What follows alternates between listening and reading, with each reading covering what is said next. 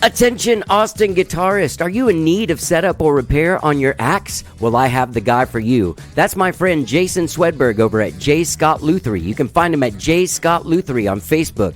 Gang, I've been taking my guitars to Jason for over 20 years, and not only does he do the very best job, but he has the fastest service and the best prices in town. Find him at J. Scott Lutherie on Facebook or jason.swedberg@gmail.com. Gang, whether it's acoustic or electric, Jason is your guy. Get your guitars fixed. Gang, we all know Spotify has become the ultimate app destination for music lovers. I have an account and I love it. I find new music by following Tastemaker playlists, and I make my own playlist that I share featuring music from guests that have been on the show. But did you know that aside from millions of songs, Spotify now has thousands of podcasts? All your favorites are on there, including How Did I Get Here? That's right, we are on Spotify. Just go to Spotify.com or download the app from your app store, and don't forget to follow How Did I Get Here? That's Spotify. Millions of songs, now thousands of podcasts. Start listening now. And you may ask yourself, well, how did I get here?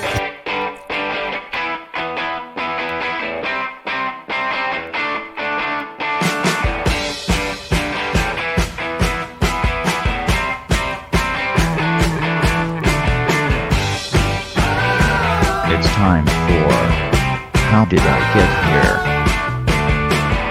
And now here is your host, All right. Hello, I'm Johnny. I'm your host. Welcome to the show. I hope you guys all had a good weekend, whatever it is you did this weekend. Had a good weekend. Caught up with my old friend Scrappy. Did some stuff here around the house. Worked on a tune. Worked on a couple tunes, actually. A tune for somebody else and a tune for myself. It's pretty nice. Worked on some podcast stuff. Did some stuff. Anyway, I hope you guys are all excited about this week. Looks like there's going to be a peaceful transfer of power after all. So, out with the old, in with the new. Hopefully, this will bring good vibes and peace to America, settle this divide, and we'll get back on track, right? Hopefully, we'll get rid of this damn virus through the vaccinations, and we'll just get back on track. Hopefully, America can get back on track. That's what I have a hopeful outlook for the new year, for this new year, starting on Wednesday. Hopefully, you do too. Hopefully, all of America does. Gang, I have a great show for you today. Reggae legend Alan Mo Monsarrat is my guest on the show today. He's a founding member of Austin's legendary reggae band, The Lotions. And he just put out a brand new 20-song album called Agriculture. You can see a video for the song Agriculture featuring General Smiley, wherever it is that you watch videos like YouTube and stuff. But you can find him at alanmomonsarrat.com. This record is fantastic. We have a really great conversation. I mean, this dude's been playing gigs. He played his first gig in 1964. All right? So he's seen a lot of stuff. He got into reggae on the ground floor. And he's here with the guy that engineered the record and plays in the band, and basically like his musical partner, R.J. Johnson from Music for Life. Anyway, R.J. and Alan and I have a great conversation, mostly about Alan's history in music. I mean, he's really been around, and he's really deep into the reggae thing. And if you love reggae, you will love this album, Agriculture.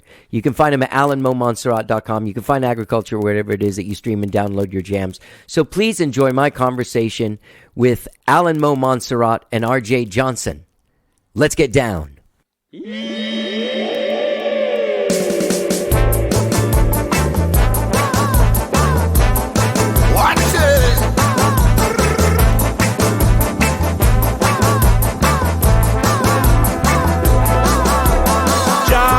Make a mistake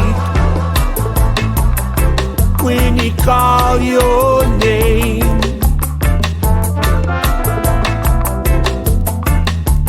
John never make a mistake. How are you guys doing? Pretty good. A beautiful day, huh? Yeah, it is a beautiful day. I got the windows open and living the dream. Yeah, there it is. We're autographing. Mo is autographing his new CD here. We're just very nice. Special editions for whoever wants them. There's got to be some people. I saw that the video has, thousands of plays. Yeah, we've been pretty lucky with that. We're our own little kind of self-contained deal here, and We're not signed with a big record company, but we have some people working hard for us, and we're very lucky in that regard. Yeah, dude, that's great. This record, Agriculture, is really, really fantastic. Well, thank you very much. Yeah, I appreciate man. it. Thank you, Johnny. Great job. It's a huge record in a time when it's difficult. People are putting out singles and stuff because everything moves so fast. We live on like a social media timeline that someone, I mean, I think it's awesome because I'm a person that grew up listening to records and whole records and stuff like that. So the more, the better for me. But it is, it takes some balls to put out a double record, or what seems like would be a double record, right? And it will be double vinyl when the vinyl gets here, where the factory's kind of backed up at the moment. But, I've never been one who kind of followed what the trends were, really. Obviously, being a white reggae musician is kind of going against the flow. But, I think the music itself is the important thing. And as long as you're not bored listening to it, and those are the songs I had on hand to do, and we felt like if we're going to go to the trouble to make a record, we may as well make one that we were proud of and wanted to do. Yeah, and it was done in your studio, RJ? Yeah, we did it all here. Fantastic, man. You guys had a lot of people play on the record. Fantastic people. Everyone from like Jerron Marshall to Joel Guzman, right? Yeah, Yeah. Sure. Well, I've been here a long time, and I've known me and RJ both have been here a long time, and of course we know and we play with a lot of different people that are really truly talented. I'm not sure we could have done this record more than 2 or 3 different places in the country, and got the level of talent that we have readily available here. So in that sense, we're really lucky to have such talented friends. Right. And you are one of the founders of the Lotions. Exactly. Yeah, and that band started in 1978? Yeah, I think that's about right. It's a little blurry, but I think that's about right. Where'd you guys play? Like the Armadillo? Sure. Yeah. Okay. We played at the Armadillo. We played,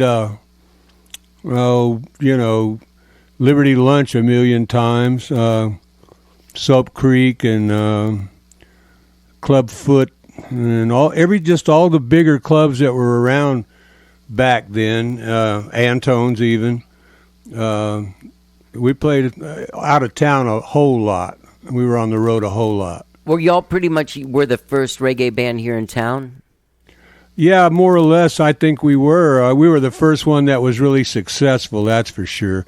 There was a band called Starmen who may have preceded us in being together by a month or two or maybe even more. I don't know, but I don't think they ever really took off the way that we did when we came out. Where did you hear reggae for the first time?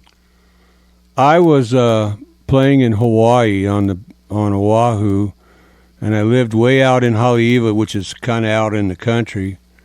And there was a little store across the street that sold records and papers and stuff like that. So one day I walked over there to buy something, and I saw a Bob Marley record, and he was smoking a giant spliff on the cover of the record. And then I looked at the record, and I looked at the back of it, and it said, I shot the sheriff. And I said, well, that's for me. How old were you, man? I guess I was about 19 or 20, 21 maybe, 21. It was probably in around 1973 is when I first started trying to play reggae. And we took the record home. I took the record home, and my whole band would come over to my house, and we had the PA hooked up to the record player, so it was huge, And I lived out in the jungle, so We started playing it, and we were playing like Miles Davis and Mahavishnu Orchestra and stuff like that. And we played variety because we had to play in nightclubs. But when we heard it, we couldn't figure out how they were playing. You know, like how does it sound like that? You know, Right. And so as musicians, we were curious, maybe even more than we liked it, but we liked it. But I think we were so curious about it that we decided we were going to try to learn how to play like that. And no one else around there was playing anything like that. No one ever heard of it. So we learned about, I don't know, 4 or 5 songs off the record.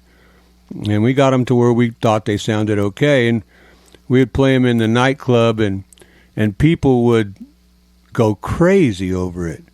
And they made us play them every set. They wanted to hear that all the time. And so when I moved back to Austin, I was in a rock band that was kind of a glam hair band thing. What was that band? And Gypsy Eyes. And they were, we were pretty popular. But when that band broke up, the other guys and I that play in the Lotions, Steve Lott and Mike McGarry and David Roach and Madra Wilson, we all got together and started playing reggae in this warehouse over off of Burleson Road. And one of the first gigs we got was at the Armadillo. And Hank Aldrich, the guy running the Armadillo, so what's y'all's name? And we said, well, we hadn't really picked one out. I said, I got this list of names. Hold on. What is this? My phone is going crazy. It's a silver alert. Someone has discovered that I'm not there. No. It wanted. But anyway, Hank, he had a list of names that we were considering, and we hadn't picked one out, He said, well, I'm putting this down because this is, it sounds all right, And so after that was it. He put down the Lotions? Yeah. Yeah, it was a name that I had written down, but there was also probably 5 or 6 more at least. Good Lord. Man, you're on the loose. Yeah, man, Alan. they're after me now. I'm gonna turn this off. But anyway, yeah, that's how that happened, and we ended up opening for a lot of big Jamaican acts all over the South and Southwest because we were actually more popular than they were. We were very popular, and people would come to see us. The kids would come to see us, and they didn't know who Peter Tosh was. They just knew who the Lotions were. Right. And so we had to, they had Toots the same way, and they had to hire us to open for them so that people would show up, and then they discovered them, and, and the next time they didn't need us like that. But the first time they all did. So that's kind of where we got our start. I remember it taking off. I remember it being a thing like with the Clash. My introduction to it. Right. It was like through the Clash, and then all of a sudden, like a lot of like those late 70s, early 80s band adopted the rhythm for stuff. Mm-hmm. And then you realize that, the Bridge of Live and Let Die is reggae. Or whatever he was trying to, Sort of. Yeah, the Paul McCartney version of reggae. Yeah, sort of. Yeah. But no, it's really true, and Clapton doing. I Shot the Sheriff. Yeah. Yeah, it was a terrible version next to Marley's version. Yeah. But you know what? I mean, Bob Marley ought to kiss it. He should have kissed the ground he walked on. Yeah. Because that really put him over the top. And once people discovered him, well, then, Eric could have his own career doing his thing. But that was really cool. And, other people do stuff like that. Willie, he does stuff no one does. If he finds out that one of his old friends that wrote songs back in the day is sick or something and might die or whatever, they're all old now, he'll do one of the guy's songs so the family will have money coming in. That's amazing. I mean, no one does that, And so I got a lot of respect, for people like that. RJ, can I ask you a question, buddy?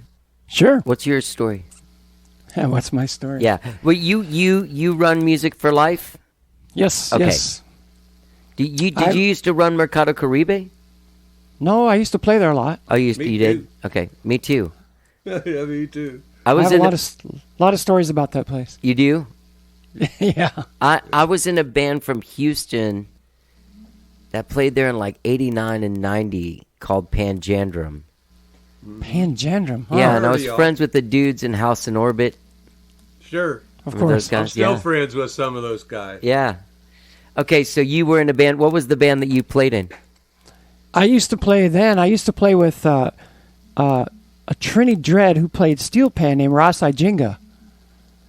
And he was like, when I first started playing drums, it's a funny story because before that, I bought a couple drum machines, Heart of Texas Music that used to be on South Lamar. I bought an 808 and a 909 after high school, after I left the Navy for 30 days, and said music is what I'm supposed to be doing. So I bought a couple drum machines and started making beats, and we were doing shows at the Continental Club and at Liberty Lunch. And What was the name of the band? well, it was just like different people I was working with. Okay. Okay, what year was I it? I used to work with the Coolie Girls. Uh-huh. That would have been in the 80s. Okay. Wow. Yeah, so as far as reggae, I mean, Yeah, I discovered Sly and Ryby around 1987, Okay. and where I was going with the beat thing was after I was playing drum machines making beats, then I bought some drums and started playing. So within a year, I was playing on 6th Street with Ross Ijinga, and he just basically gave me an opportunity, and I started playing those gigs at Mercado and never stopped. It's amazing. You played in Route 1 too, right? Yeah, and I was the original drummer in Route 1. We started in 89. I think I remember that band. How long were you guys around? Well, I played with them for about 3 years, but they kept going for quite a while. Yeah. Yeah. I still make records. They still make music. They just don't play out very much, Yeah, no one does. like all of us. So are you the drummer on the record as well? Yes, I did all the programming, all the engineering, and played drums as well. So in the 90s, what did you do? After Route 1, what did you get into? Well, I kind of wasn't really doing many gigs. I played with Urban Roots was another band I I played with remember for a that while. band. Yeah. I played with another group called Irie Jane. Yeah, I remember Irie Jane. Let's see. I played with another group called 5 Ton Chicken. That's much later. I don't know 5 Ton Chicken, but those were pretty seminal, like early 90s fucking reggae bands here in town. Yeah, so I've always been involved in something, but the other thing that went along with all this was doing radio at KAZI. I started doing radio there in high school and just never stopped. Still He do still it? has Still do it. Yeah. still has Wow. a program. Yeah. That's awesome. When is Yeah, your so- show?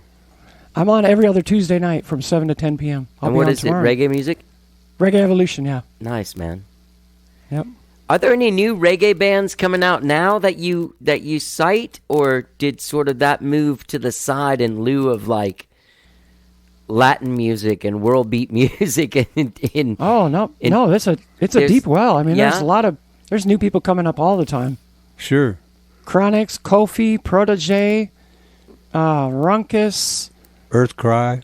I mean, there's just a lot of people. Yeah, there's a lot of great, and there's a move towards the roots reggae style, the retro style now, which is kind of what Mau Mau Chaplains play, Right. and that's a whole nother deal. But And you guys, if Flamingo was still open, you'd be doing your residency there, right? yeah, for sure. And when it opens up again, if that's ever possible, we're going to go back to doing it. And Yeah. we're still doing our live stream every Wednesday night. When and where does that happen? If you go to the Flamingo Cantina Facebook page on Wednesday nights at 8:30 Central Time, you can tune in and watch the show, and it's 90 minutes every Wednesday night. So Hell yeah, baby. Redneck Wednesday continues. So, did you guys did you write these songs Yeah. yourself, Alan, or did you guys collaborate them on the writing part of it? Well, RJ and I wrote them together. Okay. I wrote most of the lyrics, and typically how we would, approach this is maybe not as typical as some people would, but we just come in here. He'll set up a drum beat. I'll take the bass and start playing bass lines over this drum beat. Uh-huh. Finally, I'll get to something, and he goes, that. Yeah. Like, that's badass. Play that. So then I'll put another section, like a B section and a C section and a chorus and whatever. Intro. And then we'll record that track. And then I'll go and write lyrics to it. I'm a professional lyrics writer. I've had contracts with publishing companies where I'm a writer, staff writer. And so I can write lyrics, anytime pretty much. And so that's kind of how we work these things. Until we have a good song, we just keep going over it until we, hone it down. But that's how we started almost all these songs. With this record, I know that there's even from the title, the agriculture and the video, and I read some about the idea coming about doing this to help educate people or help people get fed or help people all that. It's. I think growing your own food is really beneficial to you in a number of ways, Obviously, the nutrition part is beneficial, but also to see how it grows and to understand that you don't have to be dependent on grocery stores near as much as you probably are. I mean, there's some things you're not going to be able to grow, like sugar and coffee and stuff like that, but, vegetables and easy things, those are the things that bring you joy in your life, I guess when I was younger, I didn't think about that much. But, now that I'm getting older, it seems a very good pursuit. And then there's also the idea that songs are like seeds. And when you plant a seed in someone's mind that's a song, and they listen to it, I know you probably understand that songs that you listened to when you were younger now have a different meaning than they did back then. They evoked a different feeling or different thoughts or whatever than they did when you first heard them. And so that's agriculture in a sense, like the song itself grows and matures and changes, and your perception of it does. So it's kind of a twofold concept on my part, anyway, to illustrate that. Yeah. So did you write within those parameters when you were writing these songs? It just kind of developed over a period of time, and like I said, it starts with the drum beats, and it starts with the bass parts, and those are the seeds, and then a hook usually. It develops and it turns into this really cool thing, that then has a life of its own. Yeah. Like different people perceive it in totally different ways, and it means something different to all of them. So I think that's really cool. I think it is very cool. So that's pretty much all I got. Well, man, now, when did you guys record this record? Over the last, I guess, 5 years, really. It's taken a long time because we're just doing it one little piece at a time. Whenever I could get over here and lay down a couple of things, and then we can work on this and work on that. But we took our time with it because we wanted it to be really good. There's no sense in putting out something that's not exciting and that's middle of the road, frankly. I don't see the point of it anymore. There's so much stuff comes out each and every day that's just unremarkable. And so I think in order to make any kind of dent at all, especially when you don't have a big company behind you, is it's got to be really good, So we took our time. Yeah. Did it feel weird to spend all that time working on something, and when it was time to put it out, you can't even go play gigs, or you know what I mean? Well, yeah, sure. It does feel weird. I mean, I've been feeling weird all since the first of the year, months and months. I mean, our club is closed up. We can't do anything with that. There's just all the things that we all know about that are a pain in the ass because of this. But we still get to play once a week with each other, and we're very grateful for that. And RJ and I still work in the studio, and I'm very grateful for that. So in some ways, it's kind of like there's a silver lining to it as well. That we're able to concentrate on these tracks and get them done. Whereas when I was playing like 3 or 4 nights a week, that's pretty hard, to get up and run over here and be all creative and everything. So, in a way, I mean, it's helped us to consummate this whole thing, and people have been very kind to us, So that's another thing. Yeah, you've been both of you guys. We've all been playing for a living for a while, huh?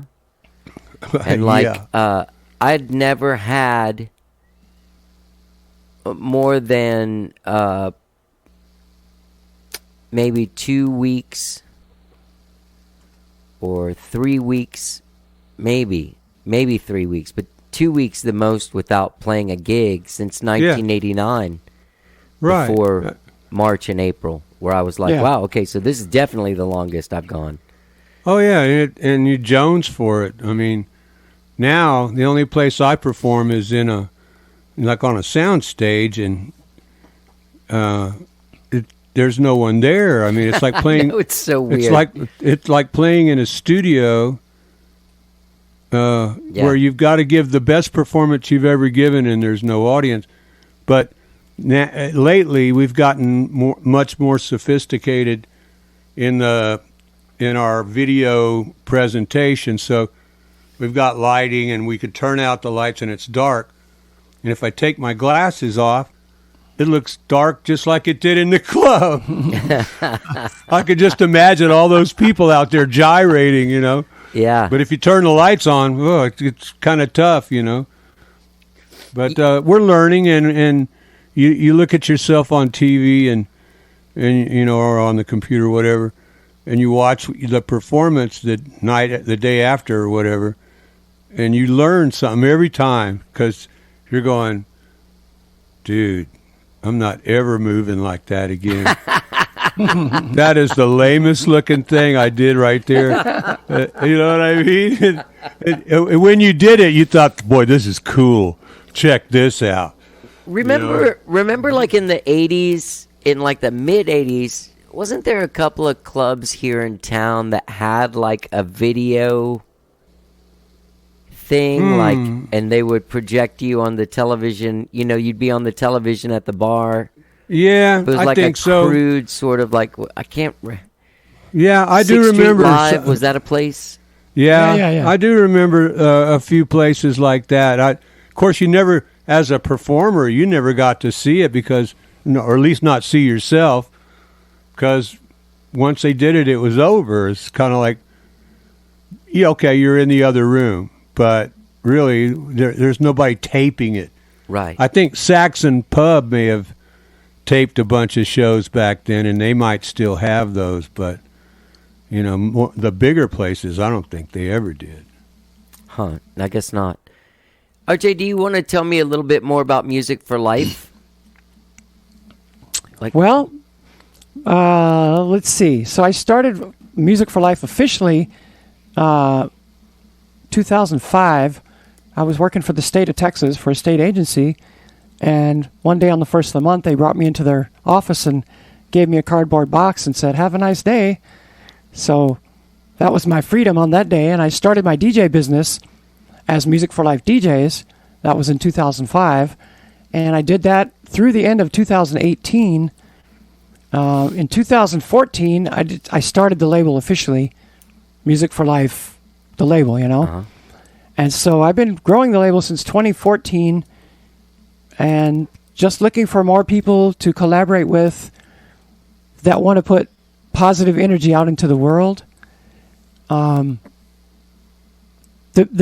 company is Music for Life with the number 4, but I'm pretty sure I'm going to transition and change that back to FOR because it's more clear. It fits my values more.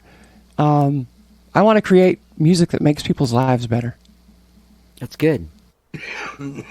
That's good. Yeah. Yeah. So, and reggae is a big piece of my heart, but I definitely like funk and soul too. And I used to love hip hop back in the day, so I still have a big love in my heart for the old school sounds. And I'm open to any type of thing that's positive and grooving, you know. Yeah, man. It's happy. It's got good vibrations, you know. Yeah. And we try to produce other artists, you know, like a lot of people that are just getting into the business and never had a good, demo or anything going on. And so a lot of times we'll try to help these younger cats along, because we've done so much of it. I started recording in 1967. Jesus, that's a year before I was born. I started playing in nightclubs in Tokyo in 1964. I was 13 years old. Were you playing bass? No, I just sang. I didn't know how to play bass. What at were the you time. singing? Well, we sang Sam Cooke and rhythm and blues stuff, and they played the Ventures. The Ventures were huge. The band played the Ventures. Chicks? Oh yeah. See the deal, Johnny, you got to realize something. When I'm like 6'6", so when I was 12 and 13 years old, I was over 6 feet tall. And in Japan, that made me an adult right then. And so I was this big skinny kid, and no girls would really talk to me at school. Right. They didn't have anything really to say to me. I'd see them talking to other guys, but they didn't talk to me.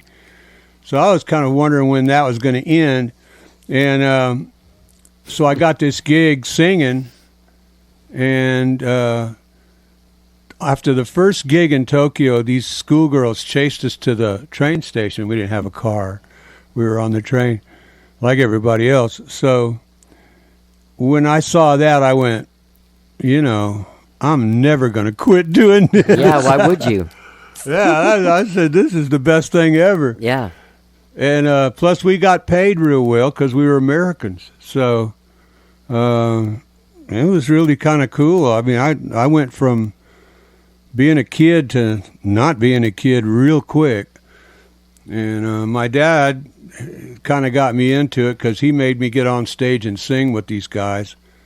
The first time I ever sang on stage that wasn't in church. And they hired me on the spot. That's amazing. So he just, I said, well, see, you wanted me to get up there and sing, and now I got to go play in this club. And he said, well, how much money are you going to make? And I told him how much, and he's one of these depression guys, and he just went, just be in school. When it's time to go to school, you got to be there. Yeah. That was it. That was the end of my childhood. RJ, aren't you thinking that that what he was getting paid there, that was a lot in like 1964, is probably the same we still get paid now to play? About $100 a night. There you go. But $100 a night back then was worth about $500 of what we got now. I had like custom-made suits in a month or two, Mm-hmm. I had all this stuff. Now, have Mau Mau Chaplains toured like the States or anywhere? Mau Mau Chaplains is an Austin band. Just Austin? Yeah. We all play in other bands, or most of us do, and like a couple of the guys playing Shiny Ribs, and Oh wait, Mark and Tiger both playing Shiny Ribs, but they play with us, and of course Shiny Ribs hasn't been playing at all. until about the last week or two. So, and they play here. So everybody's got a lot of time now. And then a couple of guys from Lion Heights play with us, and Micah Shalom plays with us. And so these guys got their own bands. But we all get together on Wednesday and have for over 15 years. And if people are gone, we got subs. You know? Right. Oh yeah, because So- Mark had like a little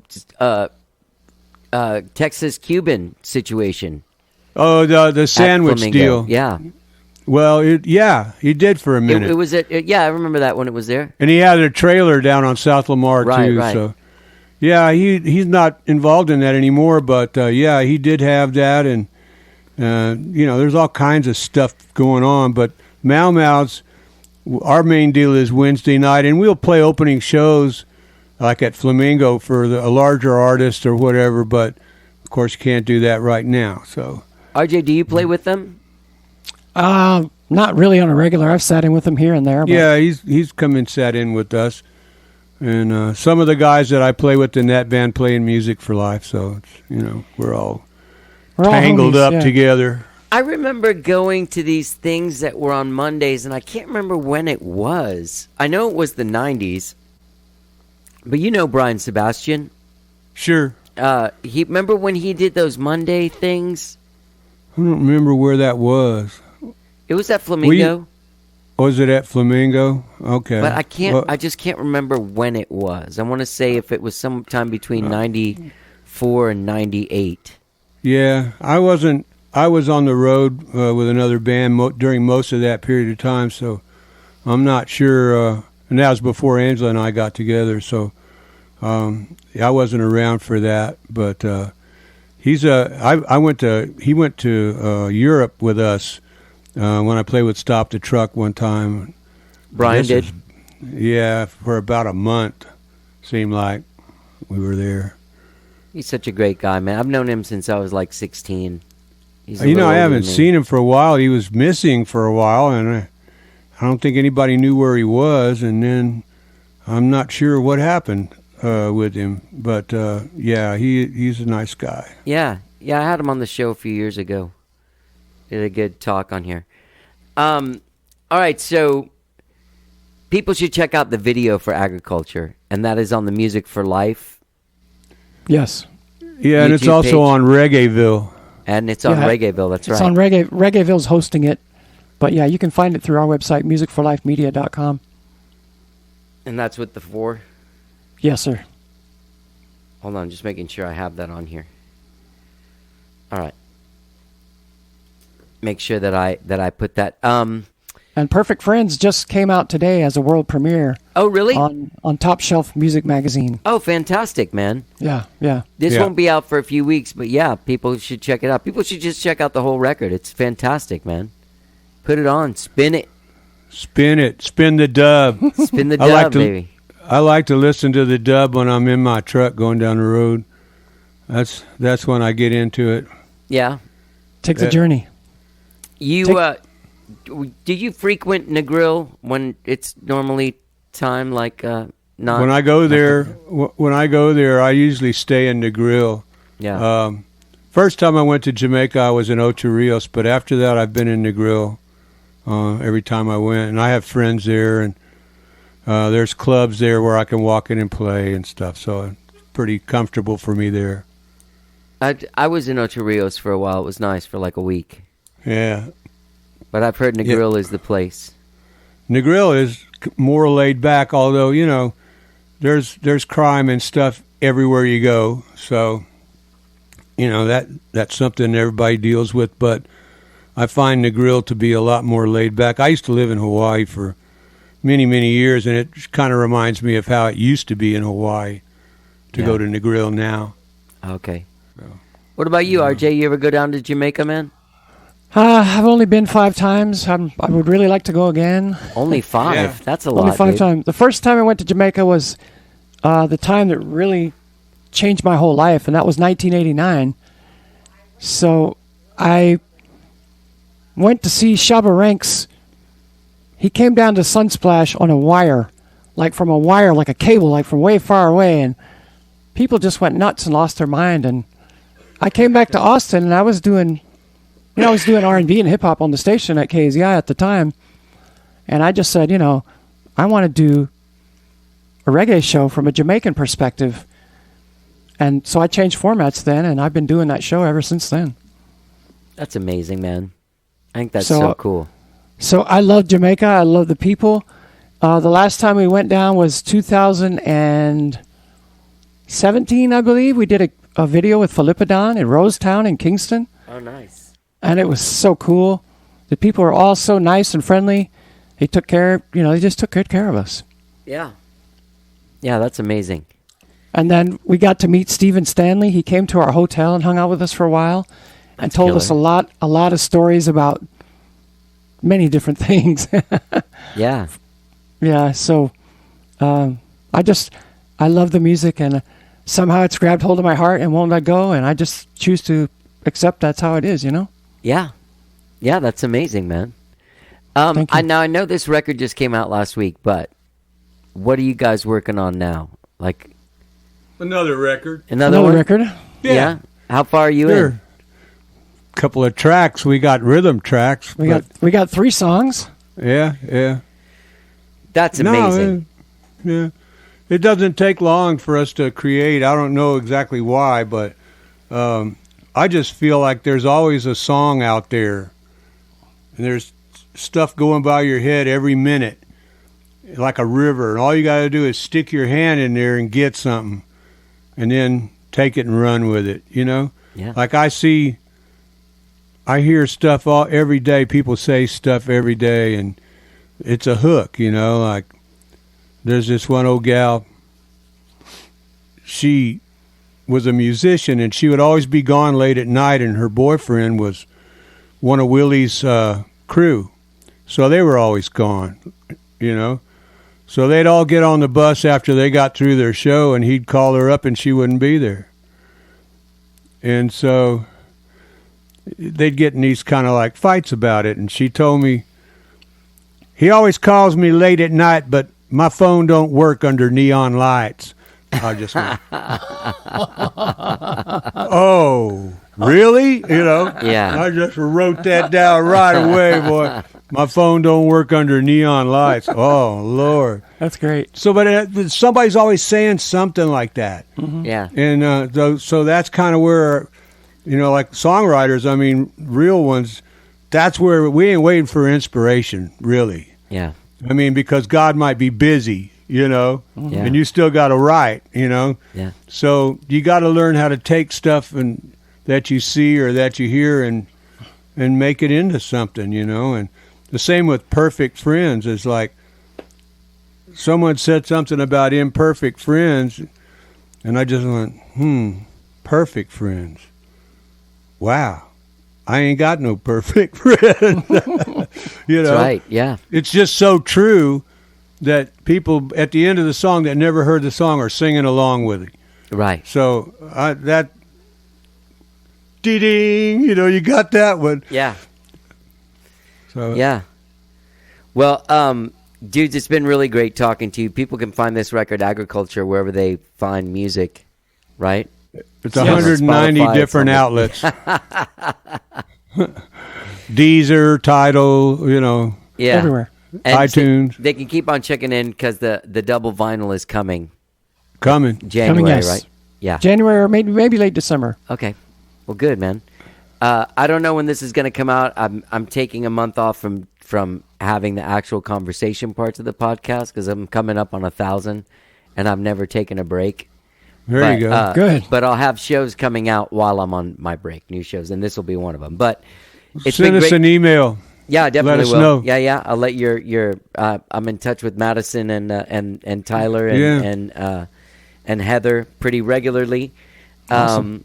They're great people. But man, congratulations on this record. It's really gorgeous, man. Thank you, Johnny, and we Yeah. appreciate you interviewing us. We really do. Yeah, man. Thanks No problem. Thanks for the time, Johnny, and Yeah, appreciate it. No problem, man. Great talking to you guys. Call well. us if you need us. All right, man. Thank you. Take care. Peace. So come and bridge it, answer the call. Don't tarry, never start. Righteous is the rules and it a reign of overall. So Alan Mo Monsarrat, along with R.J. Johnson, his partner, they made this record, Agriculture, produced by R.J. Johnson. What a great record. You should check it out, man. 20 songs. You know, I miss new reggae music. I'm not in touch with the reggae scene. But through Alan Mo Monsarrat, I think I'm going to look around, dig around, see who's putting out new reggae music. You know? Don't forget, you can check out musicforlifemedia.com. That 4 is the number. That's R.J. Johnson's thing. You can also find Alan Mo Monsarrat at alanmomonsarrat.com. I'll put the link in the text of this podcast, gang. You know what I'm saying? Vinyl's coming soon. I want to thank R.J. and Alan for coming on the show. It was great talking to them. Great connecting with them. Great hearing some great reggae. And hey, gang, don't forget when you're out there checking out Agriculture on the streaming services and whatnot, you can find How Did I Get Here on Spotify, Apple Podcasts, TuneIn, Overcast, Stitcher, all the places that you find podcasts. You can get it going. You can also ask Alexa to play it. You can ask Google to play it. They'll do it. Play the latest episode of How Did I Get Here. That's the command. All right? New shows every Tuesday and every Friday.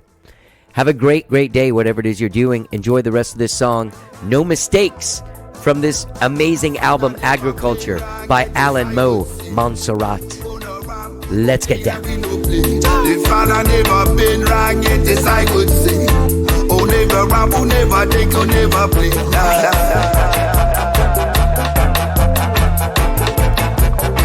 Jah never make mistakes. When he call your name,